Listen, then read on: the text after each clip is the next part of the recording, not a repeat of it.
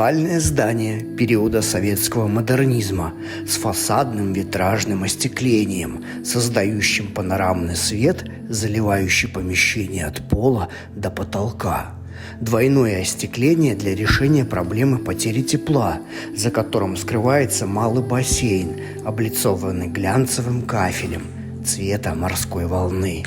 На стенах и внутренней части бортов колоритные панно. Заметили мистера Крабса? Продвигаемся дальше. Вокруг чаши бассейна пол покрыт матовой мелкозернистой плиткой. Она менее скользкая. А за разбитым временем межзальным остеклением большая ванна. Именно так называют бассейн с дорожками. Залитый льдом красавец с керамической композицией. Такое оно.